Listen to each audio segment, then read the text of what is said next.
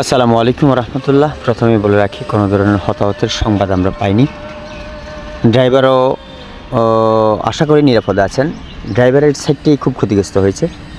নিচের গাড়ির অংশটা মোটামুটি ভালো আছে বলা যায়, কিন্তু দেখুন কি দুর্ভাগ্য, এই গাড়িটা যখন বাড়ার উদ্দেশ্যে রান্না করছিল, ঠিক তখন এই ড্রাইভারও একটা পরিকল্পনা নিয়ে বের হয়েছেন এখান থেকে আয়রস্কার করে তার বিভিন্ন পরিকল্পনা বাস্তবায়ন করবেন। এই গাড়ির মালিক যিনি, তিনিও বেশ পরিকল্পনা করছেন যে এই গাড়ি থেকে এ বাড়া থেকে ফিরে আসার পর যেটা আয় রোজগার হবে সেটা দিয়েও তিনি কিছু কাজ করবেন। কিন্তু আসলে রাস্তায় নামার পর পরিস্থিতি আল্লাহ কখন কী করে কখনোই বলা যায় না।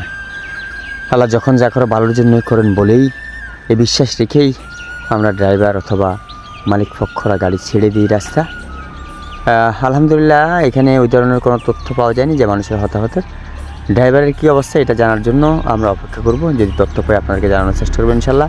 গাড়ির মালিক এবং গাড়োয়ালটা ক্ষতিগ্রস্ত হয়েছে। দাগনভূঞা বসুনাট রোডেই এই ঘটনাটা ঘটেছে। আসসালামু আলাইকুম রহমতুল্লাহ। প্রত্যাশা ভালোর সাথে আলোর পথে।